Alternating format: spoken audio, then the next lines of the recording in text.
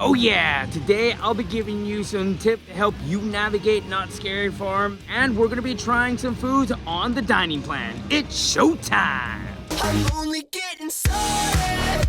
This is 2 weeks of experience coming your way.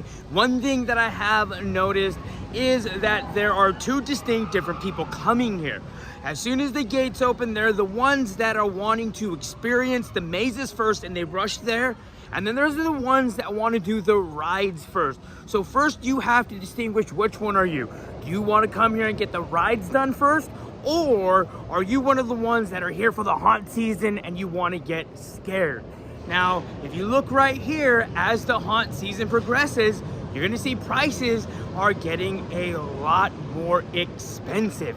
So if you're here and you want to try to do as much as you can, I'm going to say with less crowds, for sure, try to get in on a Thursday or Sunday.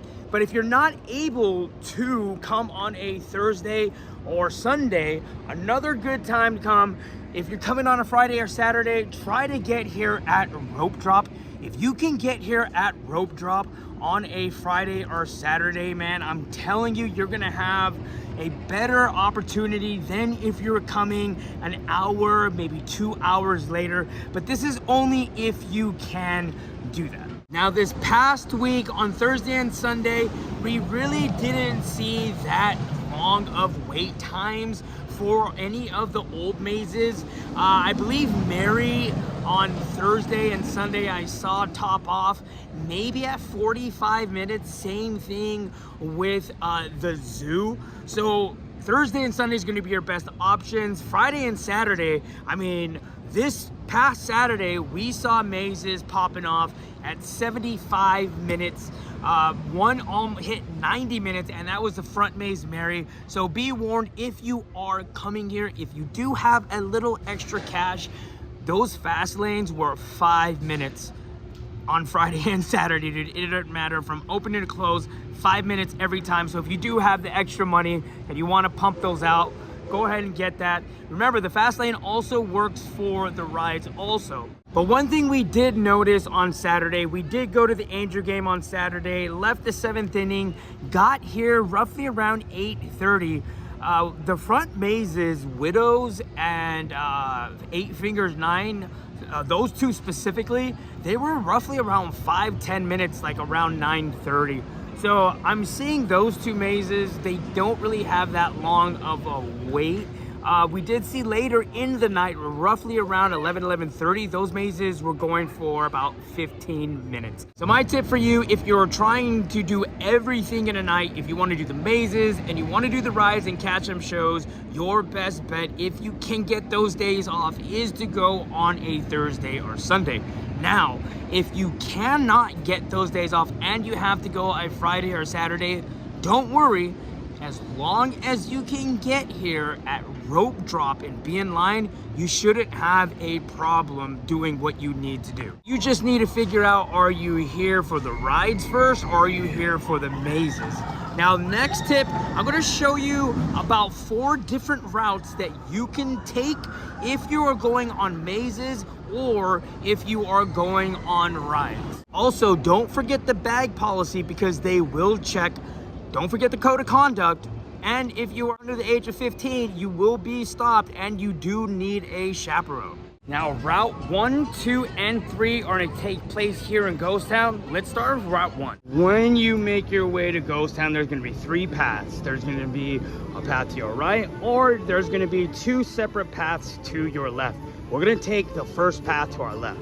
Ghost Rider will be to your left, but this route is mainly for people that want to do mazes. Now, if you are choosing Route 1 and your main objective is to hit the mazes, right behind these doors is where you're gonna find the front 4 mazes. Now, for our second route, instead of making a left to go down this way, you're gonna go down the treacherous Fog Alley for Route 2. You're gonna cut through this area and head to your first maze. Now, these routes that I'm doing are my personal routes that I have ran the last 2 weeks. And the second route is gonna start you out here at Origins. And the reason why I like the second route is because after you're done with Origins, the exit to Origins is right here, which gives you multiple options. You can head this way to go on Pony Express or to the Goring 20s. You can go to the Calico River Rapids if you're doing rides, or if you're doing haunts, you can go right back over there and go ahead and do the Grimoire. You can knock all 4 of these out. And look, there's Whittles. We just have to stop by real quick and say what's up to Whittles. How you been, Whittles? It's been a while. It's really good seeing you again. You been to Not Scary Farm yet, Whittles, or no? Too scary for you?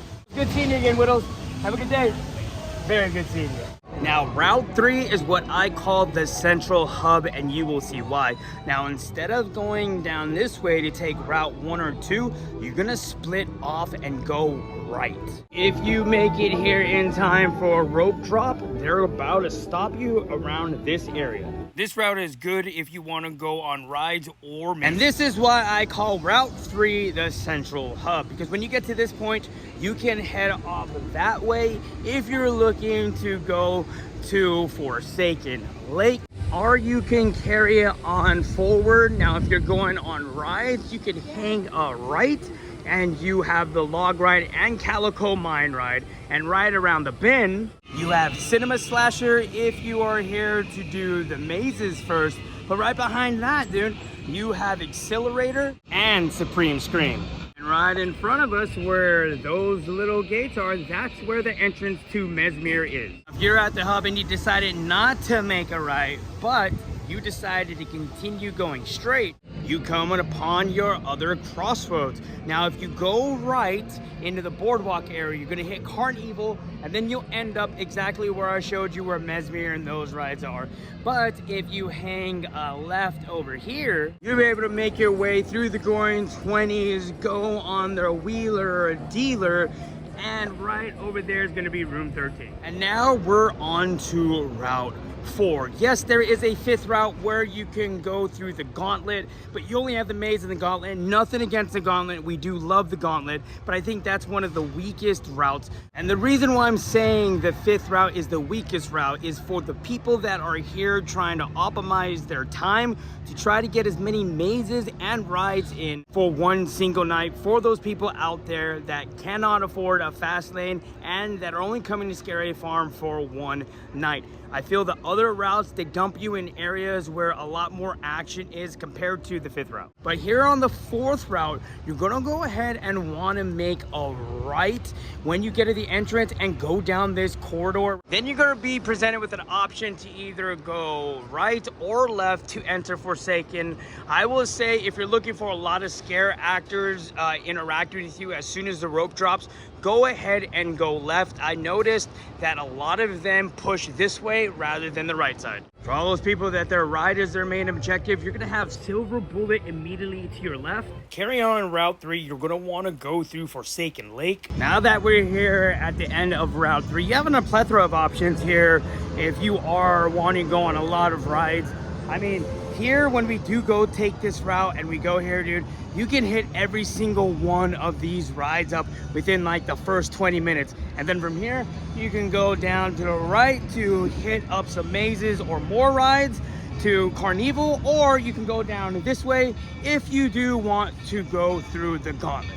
So those are the 4 routes that I have personally ran and that I feel is the best routes depending on what you're looking for, man. Now, both those routes will dump you exactly where you need to be if you are looking to get on mazes or if you are doing rides. Well, that was a lot of walking and I built up an appetite, and I got some good news for you guys. Here at Papa's Mexicanas this week, they are allowing us to get it.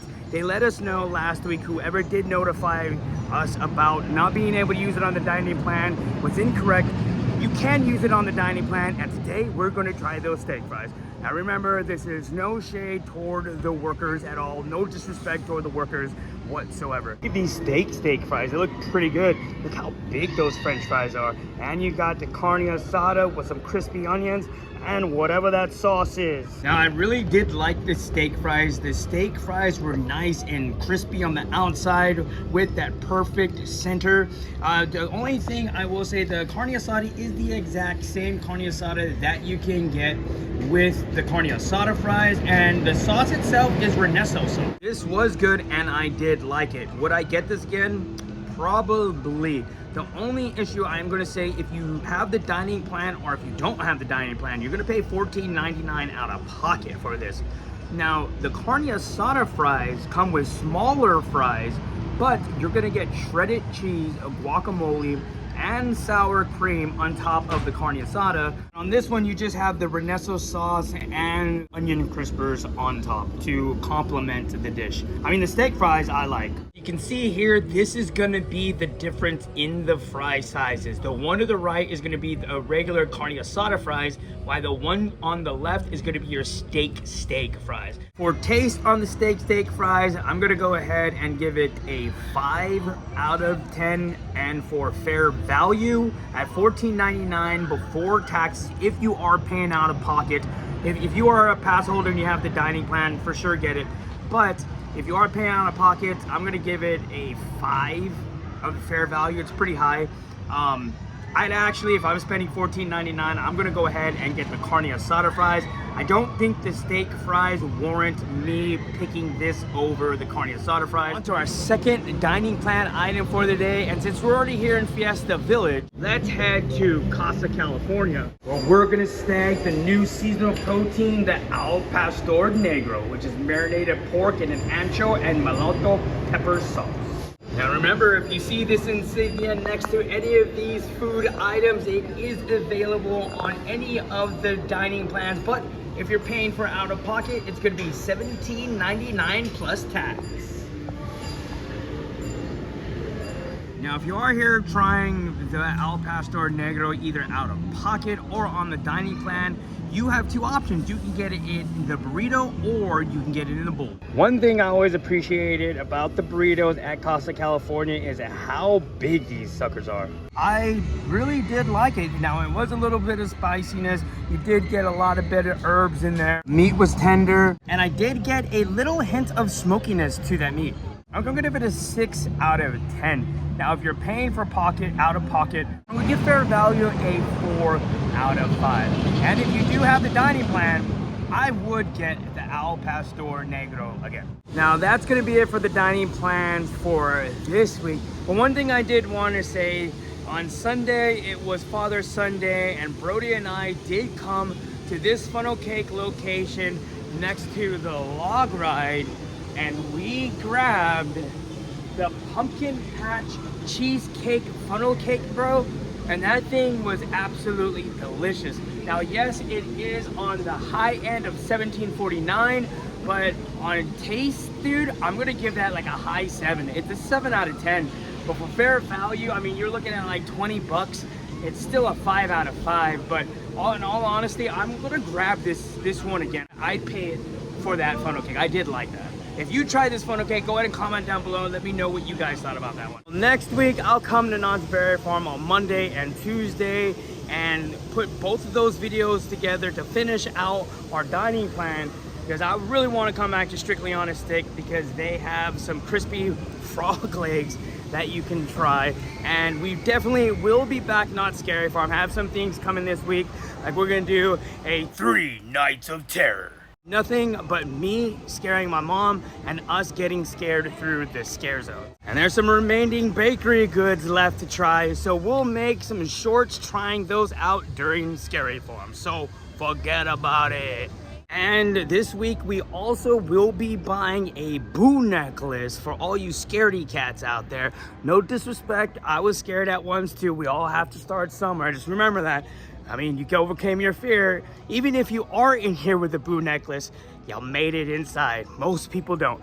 So we're gonna go buy a boo necklace, and we'll show you the difference between walking all through the scare zones with a boo necklace and without a boo necklace. And this week we'll also be covering the shows and showing you the show times. If you folks at home have any further questions about Knott's Scary Farm or want some Knott's Scary Farm tips, go ahead and comment down below and I'll do my best to answer them for you. Well, that's gonna be it for this video. We'll see you back in Knott's Scary Farm, and every single one of you guys have an excellent day. Deuces.